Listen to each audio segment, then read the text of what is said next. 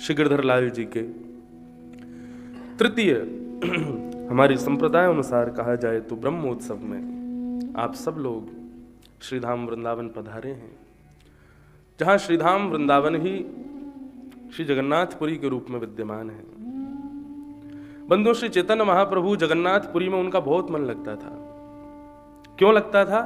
श्री चैतन्य चरितामृत में चैतन्य महाप्रभु वर्णन करते हैं कि संपूर्ण जगन्नाथपुरी उनको वृंदावन के रूप में दर्शित होता था। जब कभी भी श्री चैतन्य महाप्रभु समुद्र के किनारे विचरण करते थे तो उन्हें लगता था कि मानो ये श्री यमुना जी हैं। जब कभी भी वे श्री जगन्नाथ मंदिर का दर्शन करते थे और उसमें भी श्री जगन्नाथ जी को देखते थे तो मन में भाव होता था कि शायद वृंदावन बिहारी लाल ही यहां पर खड़े हैं। ऐसा भाव चैतन्य चरितामृत में बताया गया कि जब रथ यात्रा श्री जगन्नाथ जी की होती थी तो श्री मंदिर से गुंडीचा के लिए जब रथ जाता था तो चैतन्य महाप्रभु भाव विभोर होकर के खूब नृत्य करते हुए रथ के आगे चलते थे। लेकिन जब ठाकुर जी गुंडीचा में विराजने के बाद पुनः लौट करके श्री मंदिर की ओर प्रस्थान करते थे तो चैतन्य महाप्रभु उसमें नहीं जाते थे। उनका भाव क्या रहता था? श्री मंदिर द्वारिका है और गुंडीचा श्रीधाम वृंदावन है। जब ठाकुर जी द्वारिका से वृंदावन जाते हैं तो चैतन्य महाप्रभु उसमें सम्मिलित होते थे, लेकिन ठाकुर जी जब वृंदावन से पुनः द्वारिका को प्रस्थान करते थे तो चैतन्य महाप्रभु उसमें विरह से कातर होकर के एक कोने में बैठ के रुदन करते थे, ठाकुर जी के संग नहीं जाते थे। ऐसे भाव युक्त श्री चैतन्य महाप्रभु। समस्त आचार्यों ने, समस्त संप्रदायाचार्यों ने श्री जगन्नाथ जी को अपने आराध्य के रूप में स्वीकार किया। ऐसे कृपालु देव हैं श्री जगन्नाथ जी। उन्हीं के ही परम भक्त हुए श्री महाकवि जयदेव महाप्रभु, जिन्होंने गीत गोविंद के माध्यम से भगवान श्री जगन्नाथ को प्रसन्न किया। एक प्रकार से श्री जयदेव महाप्रभु ने गीत गोविंद के माध्यम से ठाकुर जी की अंतःपुर की लीला, ठाकुर जी की गोपनीय लीलाओं के रहस्यों को वर्णन किया।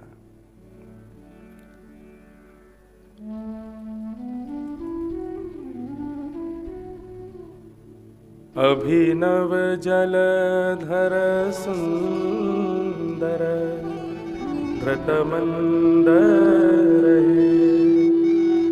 श्रीमुख चंद्र चको जय जय देव। रोए खड़े हो जाते हैं श्री जयदेव महाप्रभु के गीत गोविंद का पाठ करते हैं।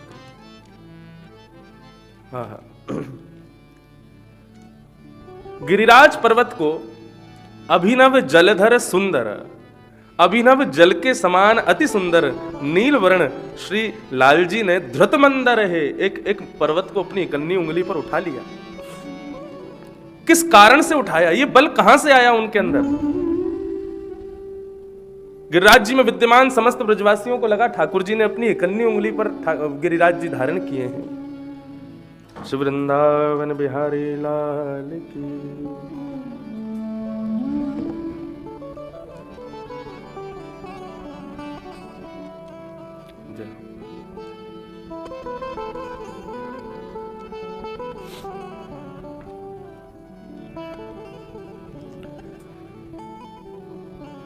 ये रहस्य श्री जयदेव महाप्रभु ने बताया।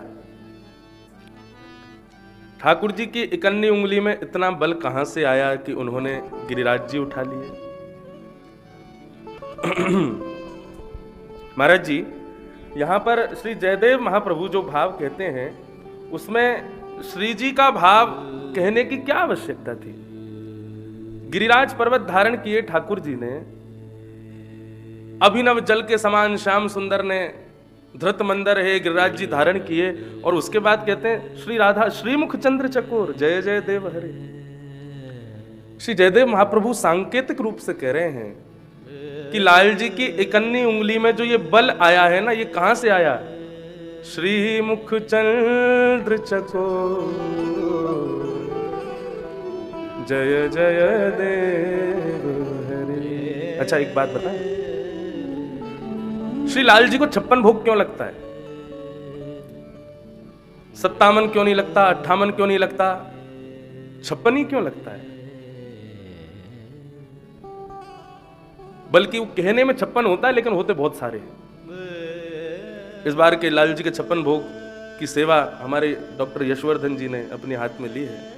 पहले जगन्नाथ जी में होनी थी, तो वहां तो मंदिर में जो ठाकुर जी के भोग सिद्ध करते हैं, उन्हीं को ही एक दिन के लिए आमंत्रित किया था कि ठाकुर जी के मंदिर का प्रसाद, दाल भात आदि वो सब वहीं हमारे लाल जी के उत्सव में आके सिद्ध करें और उसी पद्धति से प्रयास करें सिद्ध करने का, जैसे जगन्नाथ जी में होता है। लेकिन अब यहां ब्रजवासी सिद्ध करेंगे और श्री गोवर्धन से 56 भोग आएगा। तो 56 भोग क्यों लगते हैं ठाकुर जी?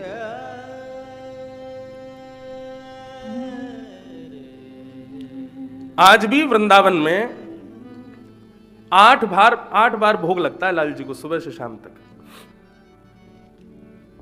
तो 8 बार भोग लगना, और वो भी 7 दिन तक ठाकुर जी ने गिरिराज पर्वत धारण किए, तो ठाकुर जी ने कुछ पाया नहीं, केवल इकन्नी उंगली पर गिरिराज जी धारण करके वे खड़े हुए थे।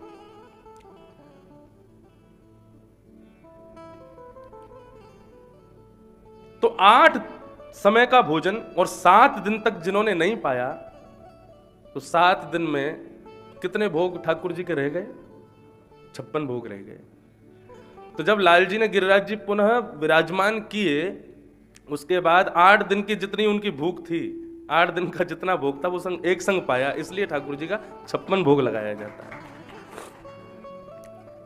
8 दिन तक ठाकुर जी ने कुछ पाया नहीं, 7 दिन तक, और 8 बार पाते हैं, तो इतने भूख लगी लाल जी को कि एक संग 56 अपने पूरे 8 दिन का कोटा पूरा किया, इसलिए 56 भोग लगाए जाते हैं। तो विचार करो, लाल जी ने 7 दिन तक अपने 8 समय का भोजन त्यागा और ऐसे में इतने बड़े पर्वत को धारण किया। ये शक्ति का वर्धन कर कौन रहा है? सोचने वाली बात है। ना भोजन पा रहे हैं, ना कुछ ले रहे हैं, तो फिर इतनी शक्ति आ कहां से रही है? ठाकुर जी की शक्ति वास्तव में भोग में नहीं है, ठाकुर जी की शक्ति किसी प्रसाद में नहीं है, ठाकुर जी की शक्ति किसी सामग्री में नहीं है। श्री राधा मुख चंद्र चकोर, लाल जी की शक्ति तो श्री राधा रानी के दर्शन में है। जय जय देव हरे, ये वर्णन कौन कर रहा है? ये श्री जयदेव महाप्रभु कर रहे हैं श्री गीत गोविंद के माध्यम से। महाकवि जयदेव, उनकी लेखनी, उनकी कृति, उनके भाव अद्भुत हैं। जयदेव महाप्रभु गीत गोविंद का एक भाव लिख रहे थे, उसमें अंतिम भाव उनको समझ में नहीं आ रहा था क्या लिखूं। तो इतने प्रेम करते थे श्री जगन्नाथ जी उनकी लेखनी से, उनके भावों से। किसी जयदेव महाप्रभु अष्टपदी लिख रहे थे, तो अंतिम पद उनको याद नहीं आ रहा था क्या लिखूं, कुछ भाव समझ में नहीं आ रहा था क्या करूं। अपनी पत्नी को कह के गए कि अभी हमको समझ नहीं आ रहा अंतिम भाव क्या लिखा जाए, तो अभी हम थोड़ा स्नान आदि करने और थोड़ा वन में से कुछ सामग्री लेकर के आते हैं, तब तक तुम भोजन आदि सिद्ध करके रखना। जयदेव महाप्रभु जैसे निकल करके गए, तो जयदेव महाप्रभु जो कुछ भी लिखते थे, ठाकुर जी सदैव उनके पीछे खड़े खड़े वो सब देखते थे, ये लिख क्या रहे हैं, ये कौन सा भाव प्रस्तुत करने वाले हैं। तो जब वो भाव जयदेव महाप्रभु के हृदय में नहीं आ रहा था, तो ठाकुर जी मन ही मन विचार कर रहे, अरे जयदेव ये लिखना है, ऐसा लिखना है, ऐसा लिखना है। लेकिन जयदेव महाप्रभु नहीं लिख पाए, तो चले गए वहां से। तो उसका भाव यह हुआ कि श्री जगन्नाथ महाप्रभु जयदेव प्रभु का रूप धारण करके आए और आकर के बैठे। बोले देवी मुझको याद आ गया था क्या लिखना है, और ठाकुर जी ने आकर के कलम उठाई और जयदेव महाप्रभु का जो अंतिम भाव जो वो नहीं विचार कर पा रहे थे, उसको अपने हाथों से लिख दिया। और लिख करके प्रेम पूर्वक प्रसाद पाके अपनी गृहिणी को पवा करके बोले अब मैं आता हूं। जगन्नाथ प्रभु जैसी गए, अब जयदेव महाप्रभु स्नान आदि करके वन से कुछ सामग्री लेकर के लौट करके आए, तो देखा उनकी पत्नी प्रसाद पा रही थी।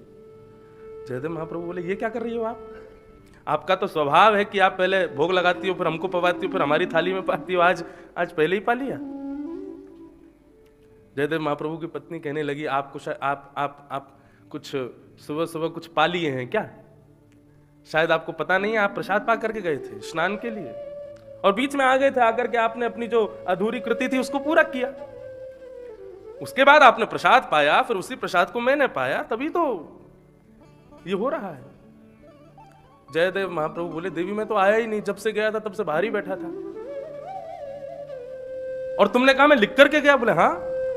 जयदेव महाप्रभु ने जाकर के अपने उस पत्र को जैसे ही देखा जिसमें वो कुछ लिख रहे थे अष्टपदी का भाव, तो अंतिम पद वहां पूर्ण था। और वो पूर्ण पद क्या था? वो अष्टपदी मुझको याद नहीं है, लेकिन उसका अंतिम भाव था कि जो श्री जगन्नाथ निरंतर किशोरी जी के चरणार विंदों में सदैव निरंतर विराजमान रहते हैं, ऐसे जगन्नाथ प्रभु को मैं प्रणाम करता हूं। वो पद वहां लिखा था। उसको पढ़ करके श्री जयदेव महाप्रभु अति प्रसन्न हो गए। तो गले रत्नम गीतम, गले का रत्न गीत है। कैसा गीत? जिस गीत को सुनकर के ठाकुर जी रीझ जाएं। गगन तल रत्नम दिनमणि, आकाश का रत्न सूर्य है। निशा रत्नम चंद्र, रात्रि का रत्न चंद्रमा है। नदी रत्नम गंगा, नदियों में रत्न गंगा है। नृपति कुल रत्नम रघुकुलम, राजाओं में श्रेष्ठ राजकुल रघुकुल है। सभा रत्नम विद्या, सभा में रत्न विद्वत्ता होती है। और श्रवण तल रत्नम हरि कथा, कानों का रत्न, ये कुंडल नहीं है, कानों के रत्न ठाकुर जी की मंगलमयी कथा है। जिस कथा को ठाकुर जी भी सुनने में रुचि रखते हैं, ऐसी मंगलमयी कथा।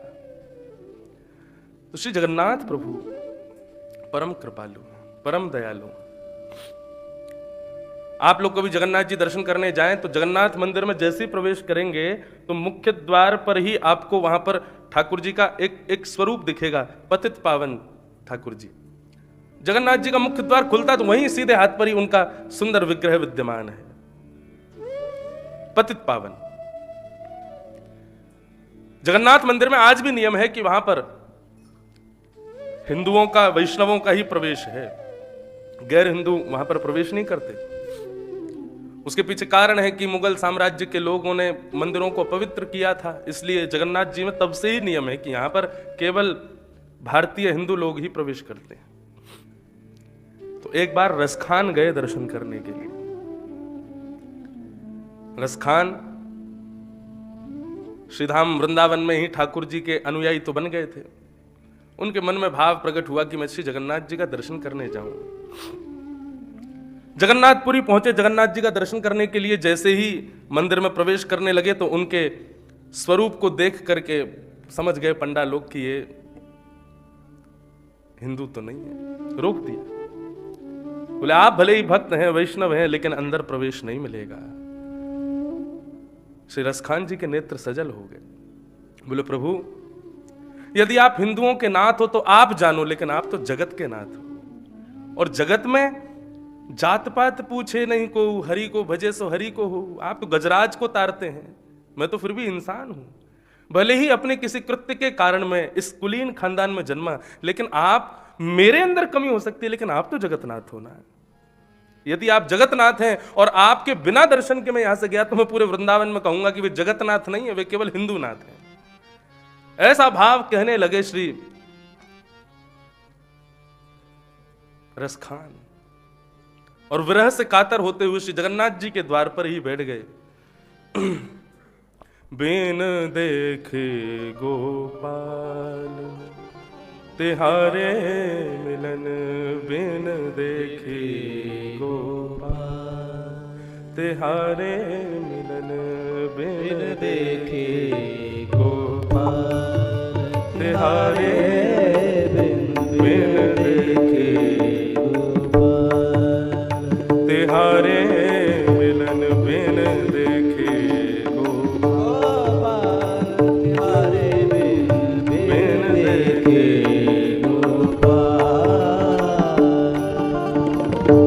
अति आतुर कुल वधू ब्रज सुंदरी, अति आतुर कुल वधू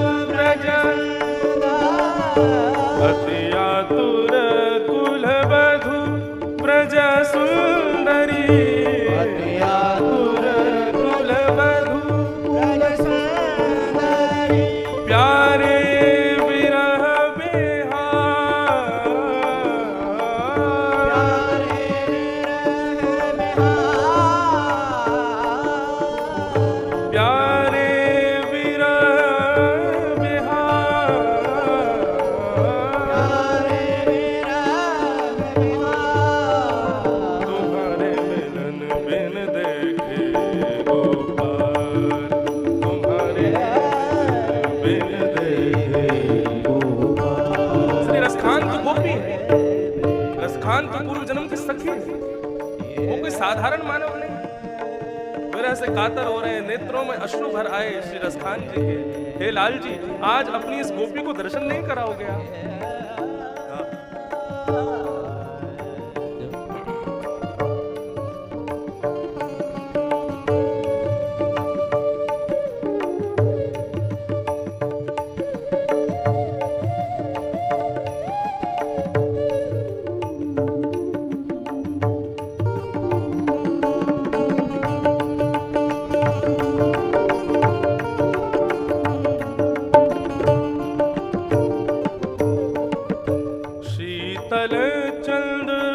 तपत दहत किरना, शीतल चंद तपत दहत किरना, शीतल चंद तपत दहत किरना, शीतल चंद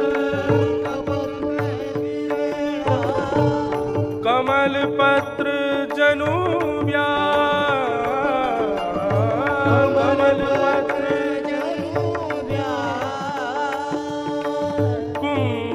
दास नव तन श्याम तुम बिन, कुंभन दास नव तन श्याम तुम बिन, कुंभन दास नव तन श्याम तुम बिन, कुंभन दास तन नव श्याम बिन, सुधि मानो ग्रीष्म का, सुधि मानो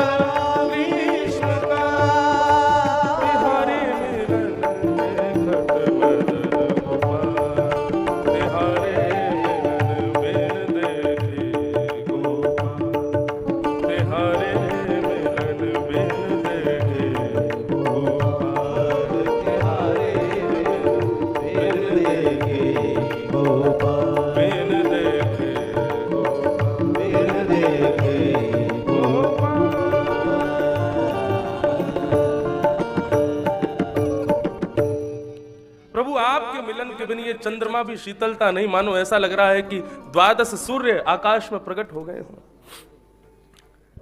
चंदन आदि जितने भी शीतल पदार्थ हैं, ये सब भी मुझे प्रयोग करने में कष्ट प्रदान कर रहे हैं आपके दर्शन के बिना। हे जगन्नाथ, कृपा करके इस अभागे के दर्शन को देने के लिए आप प्रकट हो जाइए प्रभु। काली श्री रसखान जी मुख्य द्वार पर बैठे बैठे रुदन करने लगे। जगन्नाथ जी से श्री रसखान जी का ये आर्त भाव देखा ना गया और श्री जगन्नाथ जी रसखान को दर्शन करने के लिए देने के लिए जगन्नाथ श्री मंदिर के मुख्य द्वार पर प्रकट हो गए। श्री जगन्नाथ महाप्रभु की जय। प्रकट हो गए और प्रकट होकर के श्री रसखान जी को दर्शन दिया। ऐसे कृपालु हैं श्री जगन्नाथ। और तब से श्री जगन्नाथ जी मुख्य द्वार पर एक रूप में विराजमान हो गए, ताकि जो भी भीतर प्रवेश नहीं कर सकता, क्योंकि कई आंग्ल देश के लोग भी जगन्नाथ जी जाते हैं। श्री जगन्नाथ जी की कृपा दृष्टि सब पर रहे, इसके लिए ठाकुर जी श्री पतित पावन रूप में मुख्य द्वार पर विराजे। उनका दर्शन और श्री जगन्नाथ जी का दर्शन, इन दोनों दर्शनों में कोई भेद नहीं है, समान भाव है। ऐसे पतित पावन हैं श्री जगन्नाथ जी, सब पर कृपा करते हैं। उनकी कृपा की पराकाष्ठा कहां तक कही जाए। ऐसे प्रभु को हम प्रणाम करते हैं कि जन्माद्यस्य यतोऽन्वयादितरत चार्थे स्वविज्ञस्वराट् तेने ब्रह्म हृदय आदि कवये मुह्यन्ति यत्सूरयः तेजो वारिमृदां यथा विनिमयो यत्र तृषगो मृषा धाम्ना स्वेन सदा निरस्तकुहकं सत्यं परम धीमहि। परम सत्य श्री जगन्नाथ जी को हम प्रणाम करते हैं। श्रीमद् भागवत का प्रारंभ होता है जन्म शब्द से, जकारांत से प्रारंभ है। और व्याकरण के अनुसार जकारांत किसी शुभ सांकेतिक ग्रंथ के प्रारंभ में प्रयोग नहीं होना चाहिए, परंतु दग्धाक्षर है ज। जब हृदय बहुत संदिग्ध होता है, जब हृदय बहुत ज्यादा व्याकुल होता है, तब जकारांत का प्रादुर्भाव होता है। श्रीमद् भागवत में पृथ्वी का हरण करके जब हिरण्याक्ष ले गया, तब भगवान बराह प्रकट हुए, और बराह भगवान के प्रकट होते ही दुखित हृदय से देवताओं ने बराह भगवान की स्तुति गाई। जितम जितम ते जित यज्ञ भावनः त्रयीं त्वनुम स्वाम परिधुन्वते नमः यदरोम गर्तेषु निरिल्युरध्वरः तस्मै नमः कारण सुकरायते। कहने का अभिप्राय, जब भी कोई व्याकुल हुआ तो मुख से ज शब्द का प्रादुर्भाव हुआ। वेदों ने भगवान की स्तुति गाई। जब भगवान समस्त ब्रह्मांड को अपने उदर में धारण करके चले गए, तब वेदों ने व्याकुल होकर भगवान की स्तुति गाई। जय जय जय जाम जित दोष ग्रभीत गुणा, वहां पर भी जकारांत। इसी ब्रज वृंदावन में जब गोपियों ने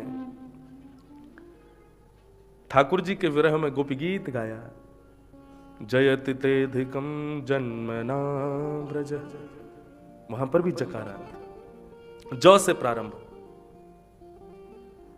आज आप सब लोग भी श्रीधाम वृंदावन आते हैं, बिहारी जी का दर्शन करते हैं, राधा रमन जी का दर्शन करते हैं, राधा वल्लभ जी का दर्शन करते हैं, तो दर्शन करते ही, कपाट खुलते ही जय जय श्री राधे, वहां पर भी जकारांत। और बताएं, श्री क्षेत्र में विराजमान, नीलाचल पर्वत पर विराजमान ठाकुर का नाम भी जगन्नाथ, ज से प्रारंभ। क्यों? क्योंकि श्री जगन्नाथ जी का जो स्वरूप है वह भी व्याकुल अवस्था का है, वह भी विरह अवस्था का है। श्री किशोरी जी के लीलामृत का पान करते हुए, व्रज वृंदावन का स्मरण करते हुए, ठाकुर का स्वरूप प्रेम की अवस्थाएं पार करते हुए एक मोम की तरह पिघल गया। इसलिए उनका नाम भी जगन्नाथ, वह भी